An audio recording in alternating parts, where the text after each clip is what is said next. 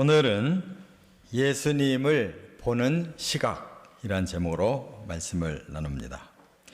메이얼 뉴컴버가 이런 말을 했습니다. 문제는 목적지에 얼마나 빨리 가느냐가 아니라 그 목적지가 어디냐 하는 것이다. 이런 말을 했어요. 우리 사람들은 얼마나 빨리 인생을 달려가느냐 하는데 관심이 많은데 사실은 그보다 더 중요한 것은 어디로 달려갈 것이냐, 방향과 목적을 정하는 일이 훨씬 중요하다 하는 거예요. 그것이 바로 시각이라고 하는 말로 표현할 수 있는 가치관이라는 겁니다. 오늘 본문에 보면 예수님을 보고 사람들마다 보는 시각이 달라요. 다시 말해서 그들이 가지고 있는 가치관이 다르기 때문에 예수님을 각각 다르게 평가하고 본다는 거예요. 그런데 올바른 시각을 가진 사람도 있지만 정반대로 아주 잘못된 시각을 가진 사람들도 있었기 때문에 예수님이 가장 올바른 시각이 뭔가를 가르쳐주고 계시다 그 말이에요. 그래서 예수님이 놀라운 일을 하나 행하신 후에 이런 일이 일어났는데 귀신이 들렸더니 그 사람이 맹인이 되고 또 벙어리가 됐다 하는 거예요. 이게 참 우리가 오늘날 잘 듣기가 힘든 말입니다. 그런데 바로 귀신은 사람의 모든 것을 다 건들 수 있다는 것을 우리가 깨달아요. 그래서 사람의 영도, 혼도, 몸도 다 사탄은 건들 수가 있습니다. 그것이 사탄의 목적이에요. 어떻든 사람을 해쳐서 하나님의 사랑을 받지 못하게 하고 멸망당하게 하려고 하는 게 사탄의 목적이에요. 그런데 예수님이 그를 한순간에 귀신을 쫓아내니까 그의 질병이 한순간에 해결됐어요. 너무 놀라서 그 많은 무리들은 예수님을 보고 다윗의 자손이 오셨구나 이렇게 평가를 했어요. 그런데 그 한편에는 종교 지도자인 바리새인들은 반대로 귀신의 왕 바알세부를 힘입어서 귀신을 쫓아냈구나 이렇게 평가를 했다 이 말이에요. 그러자 예수님이 그들이 얼마나 잘못된 시각을 가지고 있는가를 깨우쳐 주시면서 성령을 힘입은 자만이 그들이 하나님의 나라가 임하는 것이다 하면서 그들의 악을 거기서 경고하고 계시죠.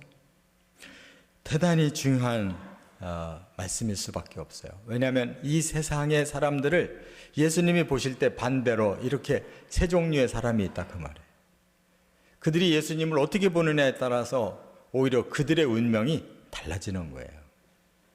그렇기 때문에 중요한 것은 가치관을 어떻게 갖느냐에 따라서 생명을 얻기도 하고 잃기도 하고 얼마든지 변화가 일어날 수 있다는 거 깨닫는 시간 되시기를 바랍니다.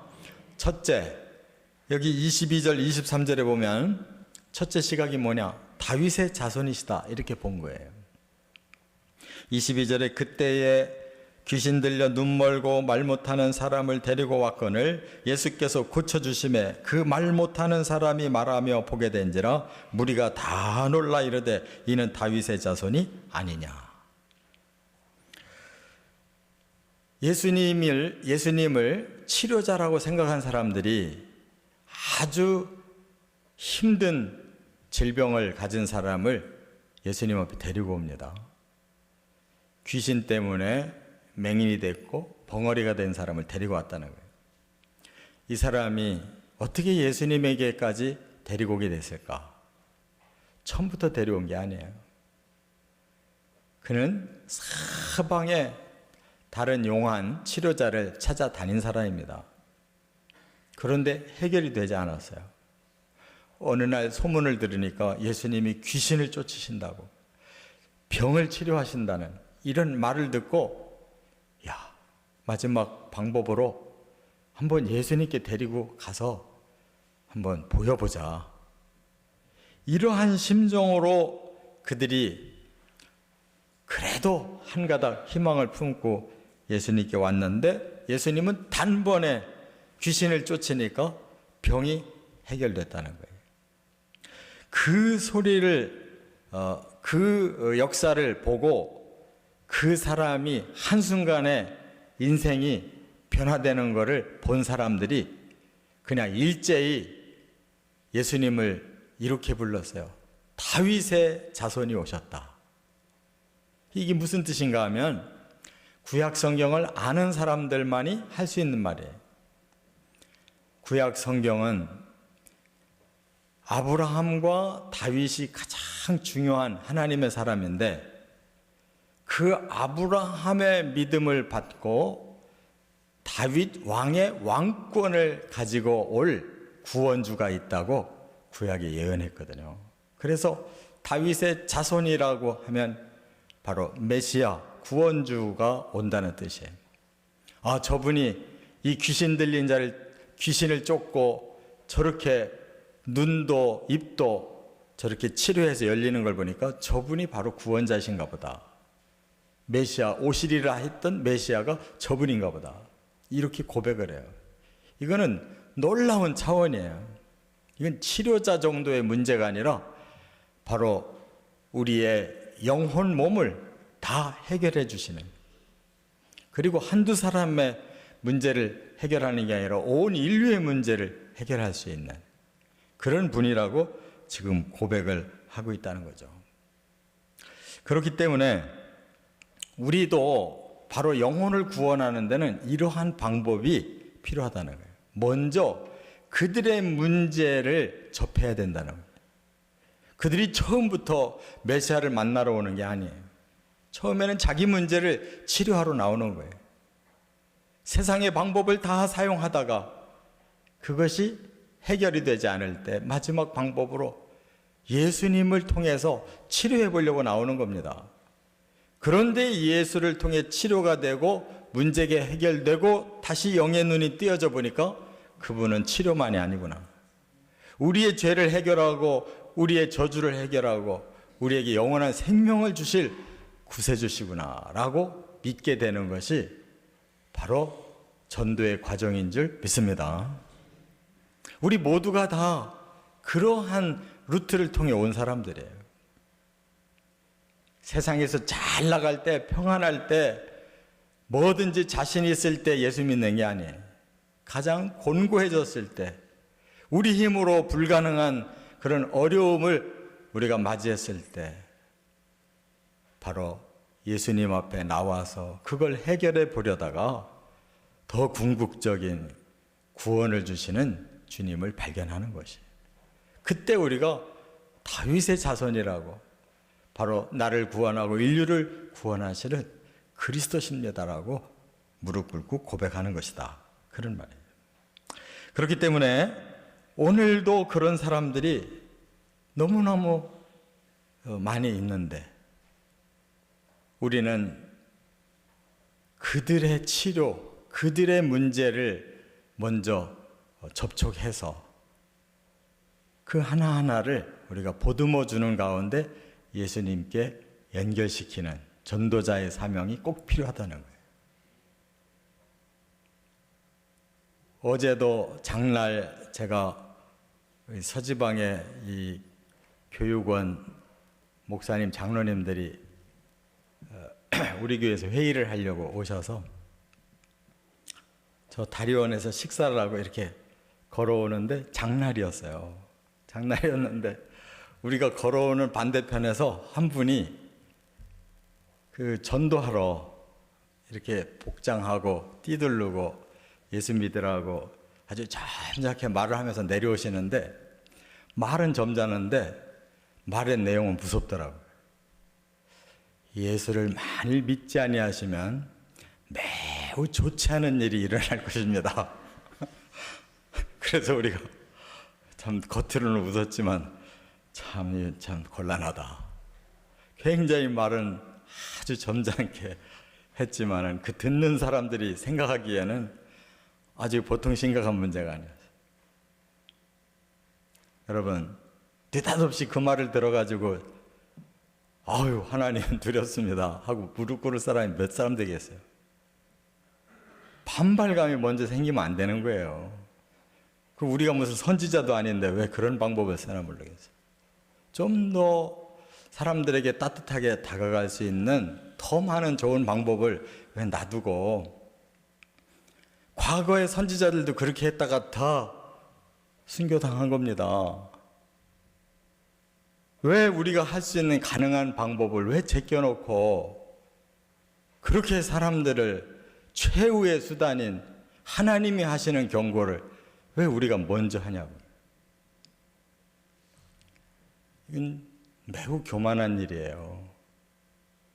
그건 성경에서도 아주 드물게 선지자들이 한 말이지 어디 그런 말을 전도로 썼습니까? 신약 성경을 읽어보세요.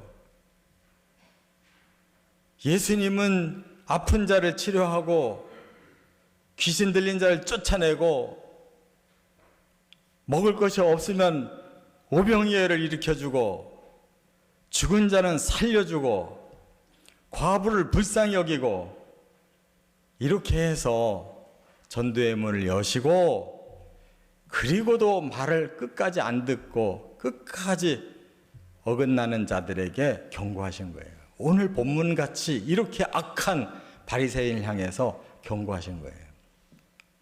순서를 알아야 돼요. 깨달아야 될 줄 믿습니다. 스탠리 존스가 이런 말을 했어요.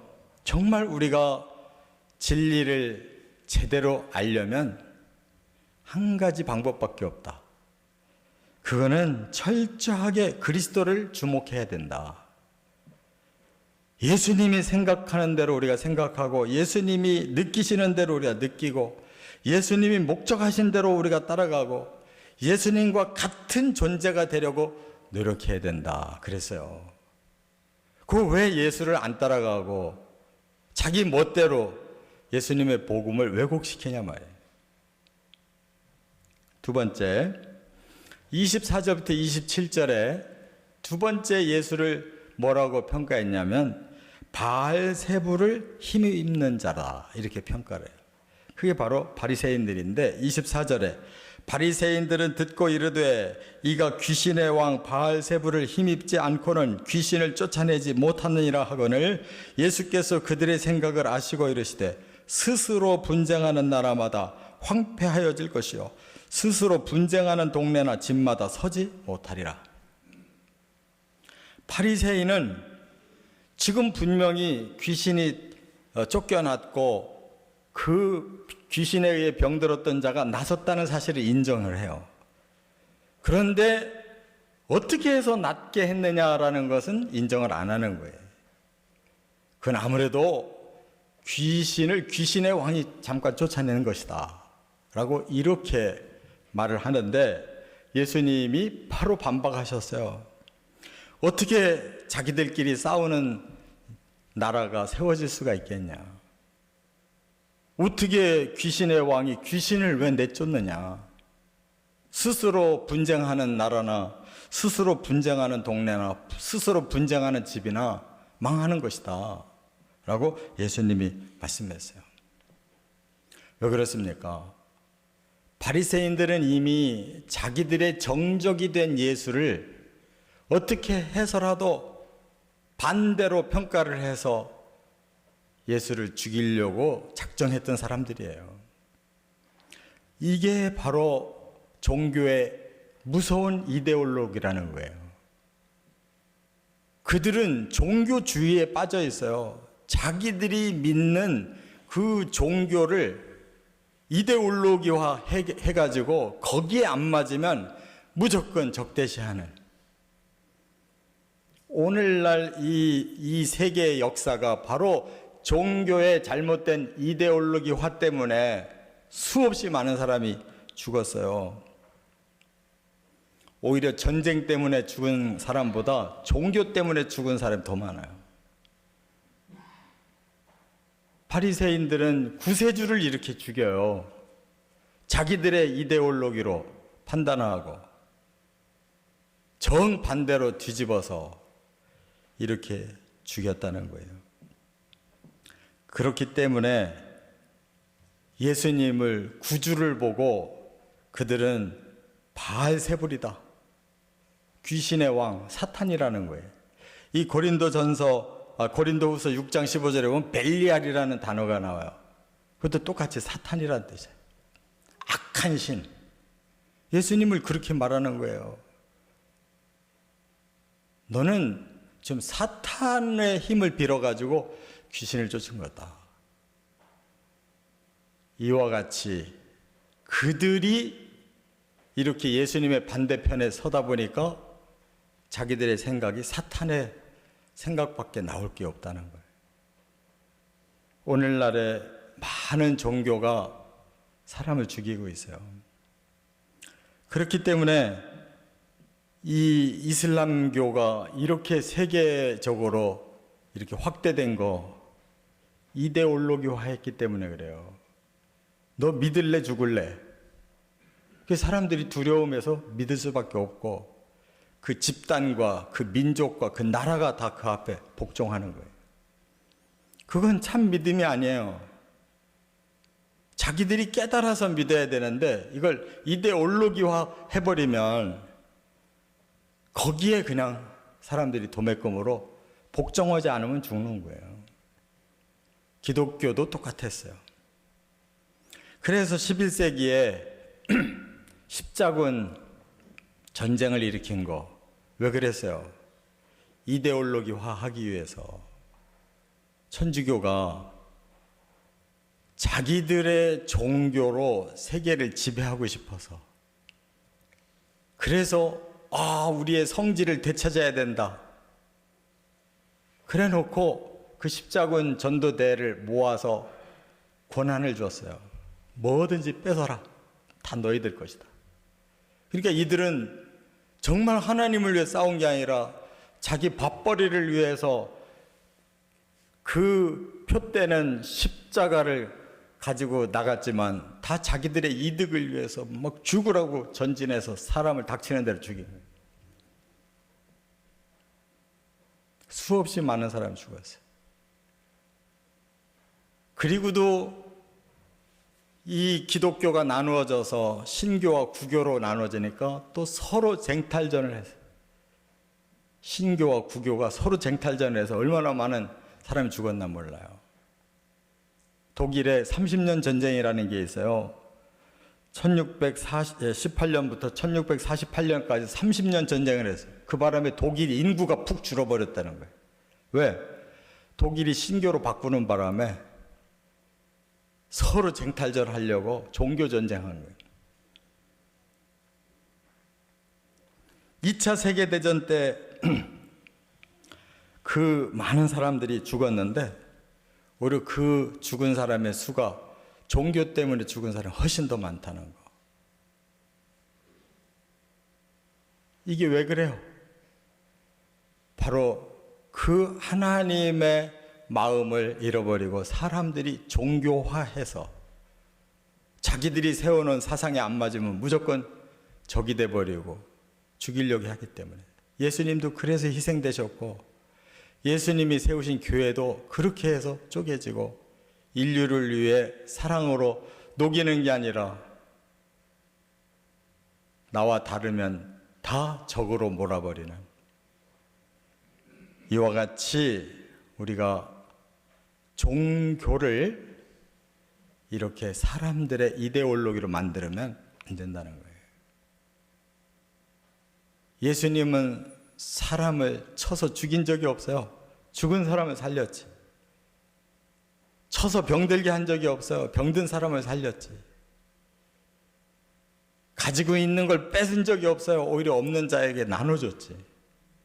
왜 그 예수님을 오늘날에는 거꾸로 이용하고 사람들이 예수를 팔아서 자기들의 권력과 이득을 취하려고 종교화시키냐고.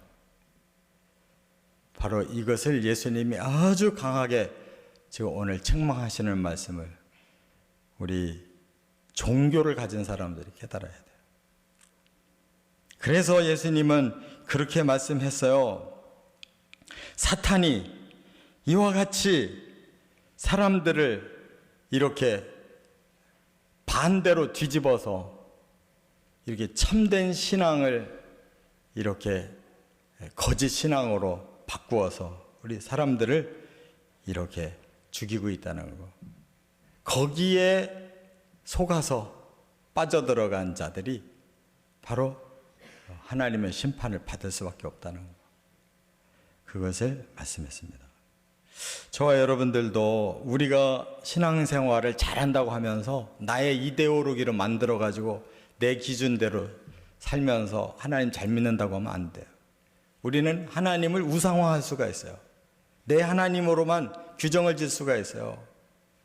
그래서 성경대로 믿어야 되고, 그래서 성령의 감동대로 순종해야 되는 거예요. 그렇지 않으면 우리가 하나님도 만들고 예수님도 만들고 교회도 만들고 내가 정해진 대로 사는 것이 최고 신앙생활 잘하는 걸로 아는 것이 그게 바로 이데올로기화하는 거예요. 항상 우리는 내가 예수님께 집중해 있나, 정말 예수님 말씀하시려고 하는 그 핵심에 내가 서 있는가, 정말 두렵고 떨리는 마음으로 구원을 이루어가야 될 줄 믿습니다. 끝으로 세 번째, 예수님이 정리해 주셨어요. 28절부터 37절에 성령을 힘입는 자. 이게 정말 중요한 메시지예요. 28절에 그러나 내가 하나님의 성령을 힘입어 귀신을 쫓아내는 것이면 하나님의 나라가 이미 너희에게 임하였느니라. 이 말씀 한마디만 해도 얼마나 자유함을 느낍니까? 하나님이 보내신 그 성령을 통해서 이 치유를 했다는 사실을 너희들이 믿으면 바로 이곳에 하나님의 나라가 임하고 있는 것이다. 진정한 치유가 일어나고 진정한 감사가 생기고 진정한 하나님께 영광을 돌리는 이 거룩한 이것이 바로 하나님의 나라라는 거예요. 바리새인들처럼 그렇게 악독한 마음을 품고 어떻게 하면 우리의 기준으로 저 상대를 꺾을 것인가 하는 이러한 종교 싸움이 아니라 실질적인 치유와 실질적인 하나님의 평화와 그 거룩한 은혜가 임하는 곳이어야만 참된 신앙의 세계다 그 말. 이게 없이 우리가 엉뚱한 거 붙잡고 빈 껍데기 신앙생활 하는 거 아무 소용이 없는 거예요. 그래서 예수님께서 바로 이 말씀을 하시면서 그들이 얼마나 모순된 말을 하고 있는가를 두 가지로 입증시켜요. 너희들이 그렇게